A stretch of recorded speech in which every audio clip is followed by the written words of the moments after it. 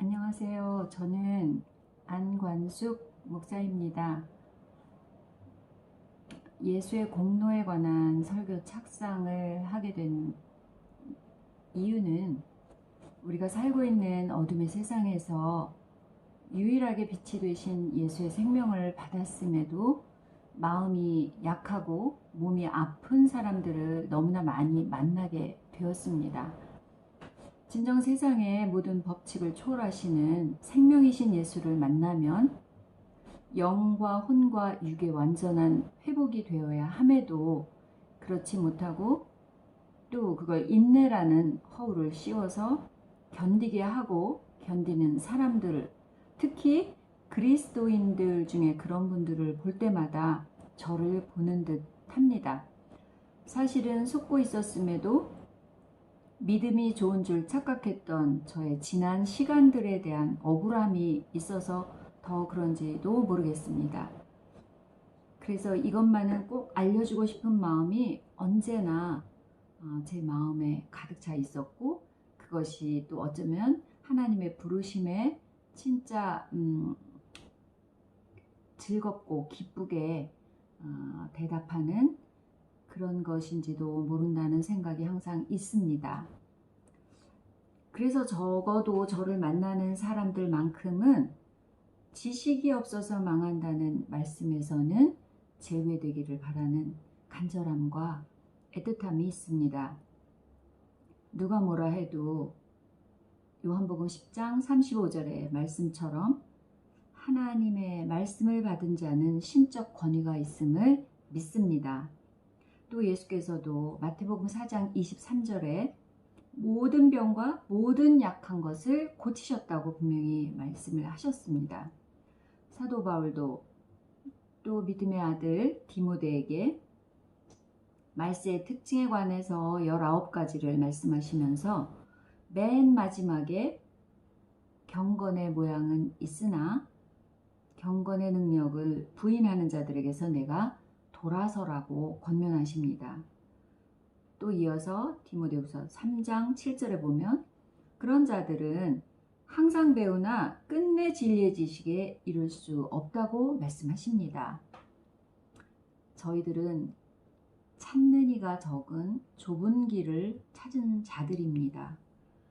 찾는 이가 적은 좁은 길이야말로 예수의 행복으로 가득 찬 길입니다.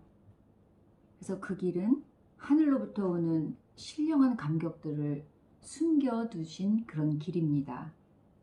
설교의 착상은 언제나 하나님 아버지께서 아들을 증언하시고 싶어 하시는 그 의도에서 벗어나지 않으려고 합니다. 자나깨나 그 아들 예수가 설교의 착상이고 시작이고 끝이십니다. 끝날까지 예수 그리스도만 증언하겠습니다. 감사합니다. 안녕하십니까. 실천신학 박사과정에서 학업하고 있는 장창영이라고 합니다. 이사야 설교문 작성에 대한 발표를 시작하도록 하겠습니다. 설교 구성과 개요에 대해서 말씀드리면 제목과 본문 제시. 먼저 설교 제목은 겁나는 세상 손과 발이 떨릴 때. 본문은 이사야 35장 1절에서 10절입니다. 설교의 중심 주제는 이 땅에서의 삶이 우리를 위협하고 겁나게 하지만 천국을 확신하며 사는 성도들은 굳세며 담대할 수 있다라는 것이고, 설교의 중심 목적은 이제 한 이유죠. 코로나19로 인해 겁에 질린 사람들 속에서 그리스도인들이 여전히 굳세고 담대하게 살아갈 수 있음을 상기시키기 위하여 작성하게 되었습니다. 설교 아웃라인을 보시면 서로는 코로나19로 인해 겁에 질린 사람들의 모습들, 그리고 4차 산업혁명과 불확실한 미래 때문에 두려워하는 사람들의 모습들에 대해서 설명하고요. 본론으로 가서는 그래서 이제 서론에 대한 답으로서 첫 번째, 이 땅에서 하나님께서는 성도들을 실질적으로 도우신다는 것.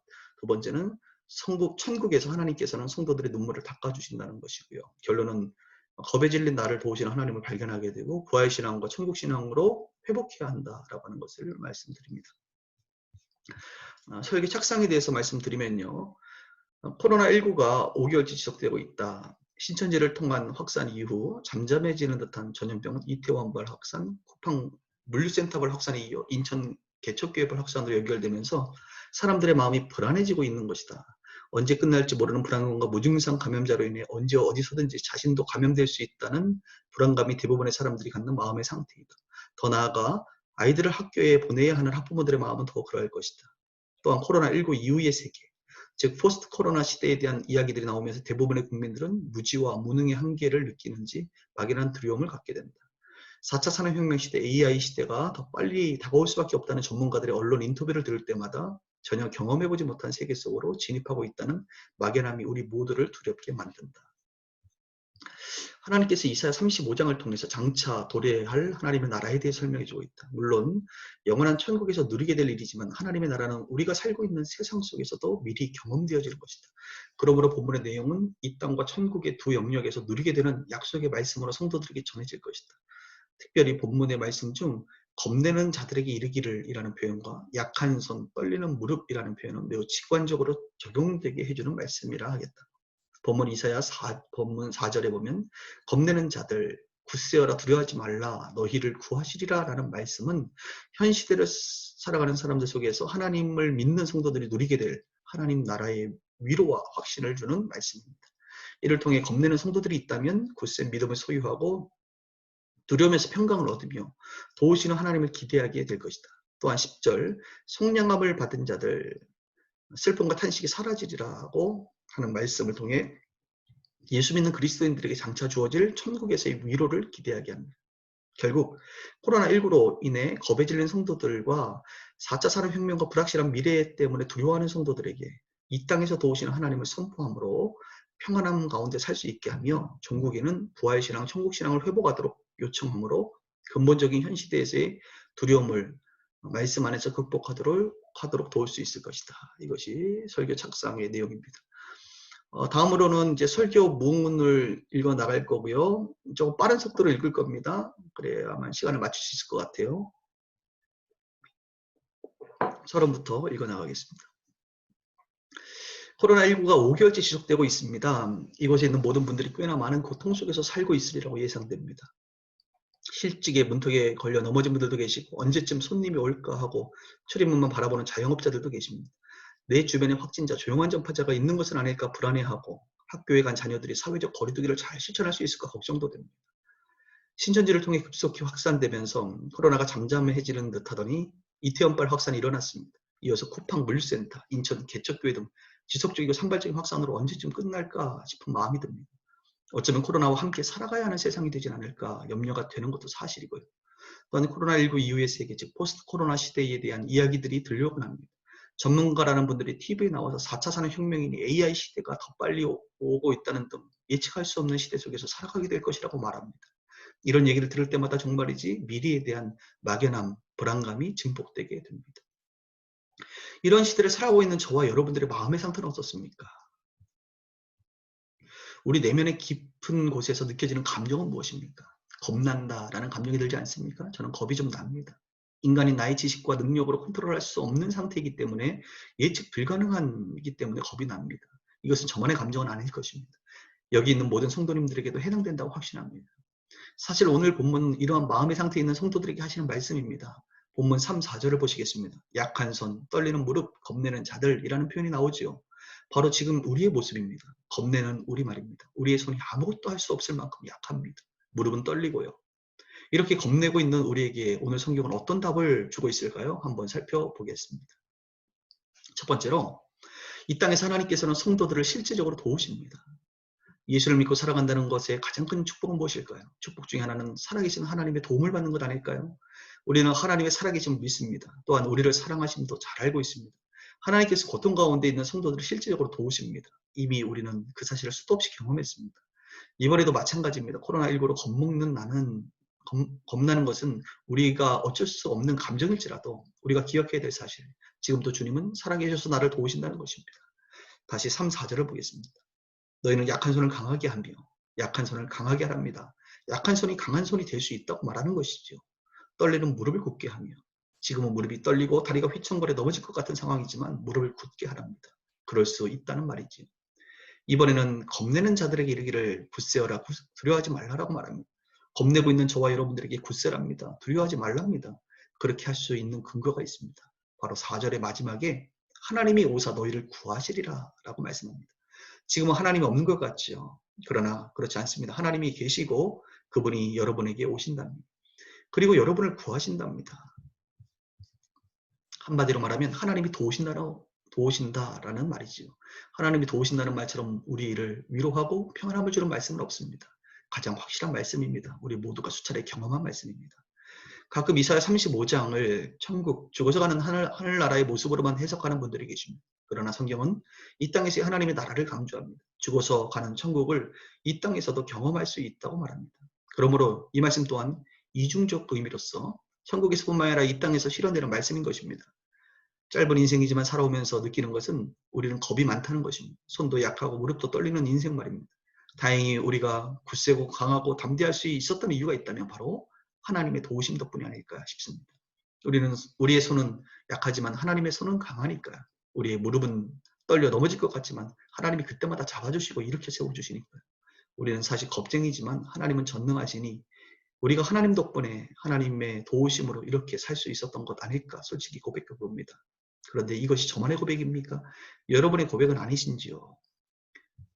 지금 여러분은 어떠십니까? 코로나19와 4차 산업혁명 시대가 왔다고 해서 겁먹고 있는 것은 아닙니까? 나는 아무것도 할 수 없다고, 내 손은 능력의 손이 아니라 약한 손에 불과하다고 정말 절망하고 있지는 않느냐 말입니다. 우리는 또한 역사의 주관자 되신 하나님이 내 아버지라는 사실을 기억해야 됩니다. 그분이 나의 든든한 후원자, 지원자, 도우시는 분이라는 사실을 말입니다. 그리고 가만히 계시는 분이 아니라 실제로 겁먹는 나에게 오셔서 구원하시고 도우시는 분이라는 사실을 확신해야 합니다. 겁먹은 성도님들 굳세십시오. 두려워하지 마십시오. 강하십시오. 하나님이 오셔서 도우십니다. 오늘 성경은 이 땅에서 하나님께서 성도들을 실질적으로 도우시기에 겁내지 말라고 말씀하십니다. 그런데 더 나아가 천국에서의 모습을 말씀하고 있습니다. 두 번째로 천국에서 하나님께서는 성도들의 눈물을 닦아주십니다. 앞에서도 언급했듯이 하나님의 나라는 이 세상 저 세상, 현세와 내세, 이 땅과 천국 모두에서 경험되는 것입니다. 앞에서는 실제적으로 하나님께서 이 땅에서도 오시는 법을 말씀드렸고 지금은 천국에서의 모습에 대해 말씀드리려고 합니다. 한번 10절 말씀을 보겠습니다. 여호와의 성령함을 받은 자들이 돌아오되 노래하며 시온에 이르러 그들의 머리 위에 영영한 희락을 띠고 기쁨과 즐거움을 얻으리니 슬픔과 탄식이 사라지리로다. 여호와의 성령함을 받은 자들은 누구입니까? 바로 저와 여러분입니다. 예수 그리스도의 십자가의 피로 죄사함을 받은 그리스도인들 말입니다. 그런데 이들이 돌아온답니다. 저와 여러분들이 결국 돌아갈 곳, 본향이 있지요. 우리는 그곳으로 돌아갑니다. 바로 아버지의 품 하나님의 나라 천국입니다. 그렇습니다. 우리 모두는 그곳으로 돌아가게 될 것입니다. 그러니까 10절은 이 땅이 아닌 영원한 천국을 말하고 있는 것입니다. 계속 이런 단어들이 나오네요. 노래, 희락, 기쁨, 즐거움. 상상해 보십시오. 천국에 입성하게 되면 어떨 것 같습니까? 절로 노래가 나오지 않겠습니까? 위대한 자연 만물 앞에서 우리는 가끔 찬양과 경탄함이 튀어나오는데 천국에 입성할 때는 어떻겠습니까? 노래가 나오고 희락, 기쁨, 즐거움이 충만할 것입니다. 또한 슬픔과 탄식이 사라진다는 것입니다. 이것은 제가 좋아하는 요한계시록 21장 4절의 말씀과도 같습니다. 모든 눈물을 그 눈에서 닦아주시니 다시는 사망이 없고 애통하는 것이나 혹하는 것이나 아픈 것이 다시 있지 아니하리니 처음 것들이 다 지나갔습니다. 그렇습니다. 천국에는 슬픔과 탄식, 질병과 아픈 것이 없는 것입니다. 코로나19가 없습니다. 더 이상 아프지 않습니다. 더 이상 슬프지도 않습니다. 그리스도인들에게 겁낸다라는 단어는 어울리는 단어가 아닙니다. 우리에겐 영원한 천국이 있습니다. 부활이 있습니다. 그래서 죽음 앞에서도 겁내지 않는 사람들이 그리스도인들입니다. 예수님이 그랬고 초대교회 믿음의 선배들이 그랬습니다. 우리가 진정한 그리스도인이라면 사망 권세를 이기신 예수 그리스도를 따라 부활할 것입니다. 그 부활의 소망과 확신은 이 땅의 어떠한 위협도 우리를 무릎 꿇게 할 수 없고 약하게 할 수 없으며 겁을 줄 수 없는 것입니다. 사랑하는 성도 여러분, 부활을 믿으시나요? 영생을 믿으시나요? 그렇다고 한다면 이 땅에 무엇이 여러분들을 겁나게 만들 수 있단 말입니까? 손과 발을 떨게 할 수 있단 말입니까? 붙잡으십시오. 부활신앙, 천국신앙을 붙잡아야 합니다. 천국에서 우리의 눈물을 닦아주실 하나님 아버지를 머릿속에 그려보아야 합니다. 그곳에서 영생복락을 누릴 그 모습을 확실히 믿음의 눈으로 바라볼 수 있어야 합니다. 사랑하는 성도 여러분, 요즘 많이 겁나셨죠? 손과 발이 어쩔 줄 몰라 힘드셨죠? 주님이 다 아십니다. 우리가 얼마나 연약한지, 우리가 얼마나 작은 일에 마음이 요동하는지 주님이 다 아십니다. 그래서 주님이 도우신다는 것입니다. 연약한 우리, 요동치는 우리, 겁내하는 우리를 위해 친히 내려오셔서 도우심으로 역사하신다는 말입니다. 그 주님을 믿음으로 바라보시길 기도합니다. 더 나아가 우리에게 이 땅의 삶이 전부가 아님을 아셔야 합니다. 천국이 있습니다. 눈물 닦일 날이 있습니다. 그것이 우리의 본향, 돌아갈 곳입니다. 구속함을 입은 저와 여러분들에게 마련해 놓으신 하나님의 집입니다. 그러므로 이 땅을 살아갈 때 천국을 볼 수 있어야 합니다. 우리의 믿음과 신앙이 이 땅을 살지만 부활신앙과 천국신앙으로 무장해야 합니다. 그 신앙이 무너졌다면 회복해야 합니다.